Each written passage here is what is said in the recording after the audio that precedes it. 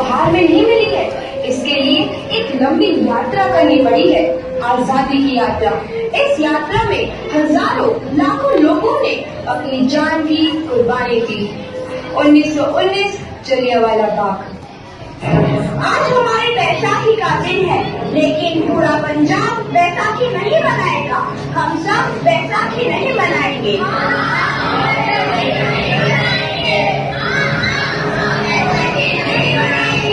जब तक हम अंग्रेजों को भारत से बाहर नहीं निकाल देते, पूरा पंजाब बैसाखी नहीं मनाएगा।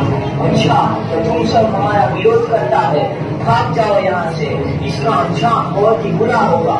हम नहीं जाएंगे, तुम लोग जाओगे। हमें नहीं, तुमको भारत से भागना होगा। Soldiers, fire!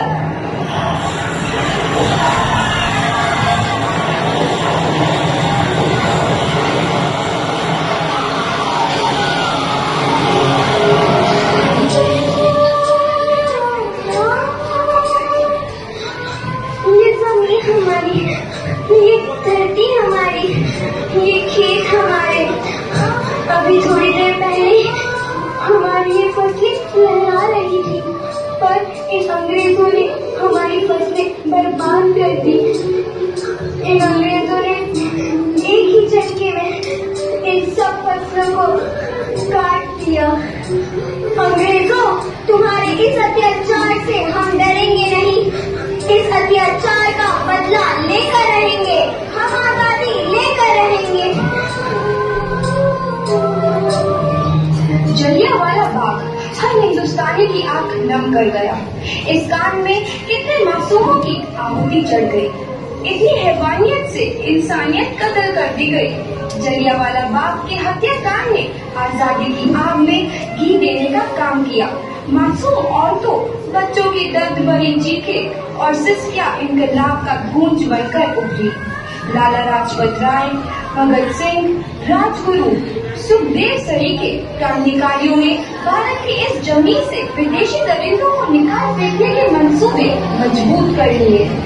8 अप्रैल 1929 लाला लाजपत राय के नेतृत्व में साइमन कमीशन के खिलाफ एक भारी जुलूस निकाला गया। साइमन कमीशन वापस जाओ! साइमन कमीशन वापस जाओ! साइमन कमीशन वापस जाओ! साइमन कमीशन वापस जाओ! साइमन कमीशन वापस जाओ! Simon Commission go back! Simon Commission go back! Simon Commission go back! Simon Commission go back! बेवकूफ इंडियंस, तुमको हमारी बात समझ में नहीं आती। Stop please. Simon Commission go back! नहीं मानता। I said stop this. Lala ji, आप आगे बढ़ो, हम आपके साथ हैं। लाला जी, संघर्ष करो, हम आपके साथ हैं। लाला जी, संघर्ष करो, हम आपके साथ हैं।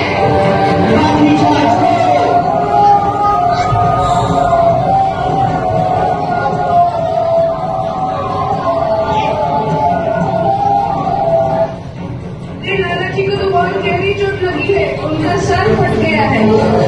मेरे शरीर में लगी एक एक लाठी अंग्रेजी सरकार के कफन में कील का काम करेगी। ये आजादी की लड़ाई रुकनी नहीं चाहिए। ये जिम्मेदारी मैं तुम सबको सौंप कर जा रहा हूँ। लाला लाजपत राय की दर्दनाक मौत के बाद भगत सिंह, सुखदेव, राजगुरु, वतन के इन मतवालों के खून में ऐसा उबाल आया जिसका सामना करना अंग्रेजी सरकार के लिए मुश्किल हो गया। अंग्रेजों को करारा जवाब देने के लिए स्कॉट और सैंडर्स को मारने की रूपरेखा रची गई।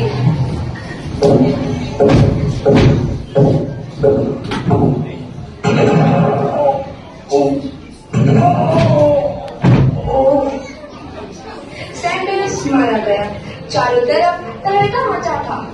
दीवारों पर लिखा था, लाला जी की मौत का बदला ले लिया गया है। भगत सिंह समेत सभी वहां से फरार हो गए। 8 अप्रैल 1929 दिल्ली में ब्रिटिश सरकार की सेंट्रल लेजिस्लेटिव असेंबली की बैठक में 2 बम धमाके की आवाज सुनाई दी।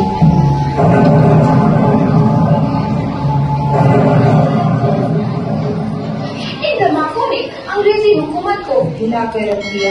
इस घटना को अंजाम देने वाले भगत सिंह, राजगुरु और सुखदेव ने अपनी अपने आप को अंग्रेजों के हवाले कर दिया। 1930 को अदालत ने अपना फैसला सुनाया।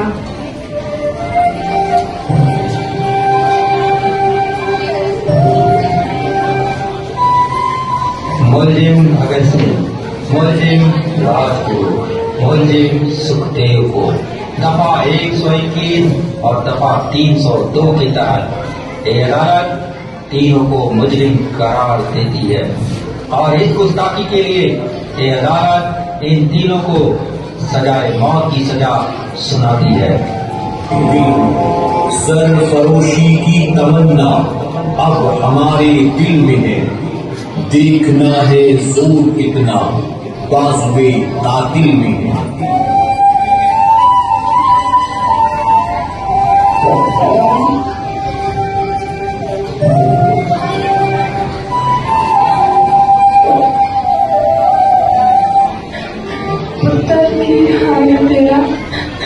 मैं चंगा हूँ माँ, फिक्र करने की कोई गल नहीं।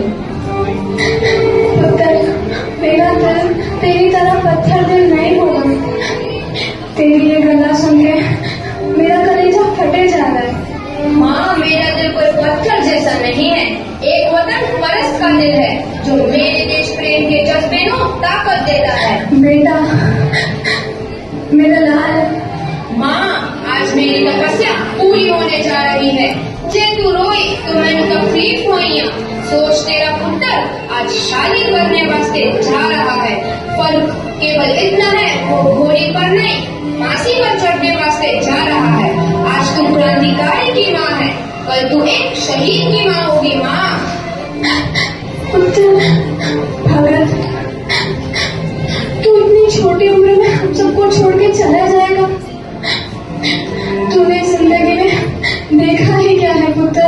मैंने अपनी माँ देखी है, जिसने मुझे एक ही बात बताई है कि बेटे, अपने देश के लिए एक बार मरना 100 बार जन्म लेने के बराबर होता है। अच्छा माँ, अब आशीर्वाद दे, आखिरी बार विदा लेने का समय आ गया है। भगत, मेरे लाल।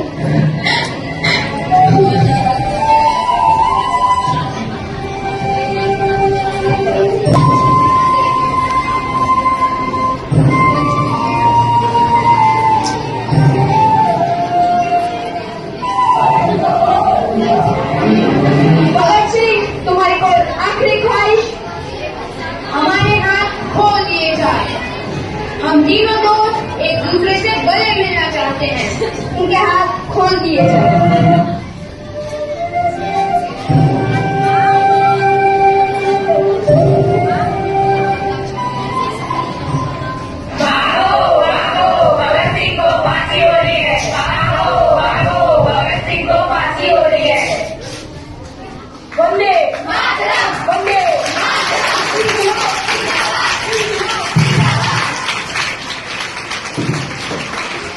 What a powerful message from Rama. These young actors truly thought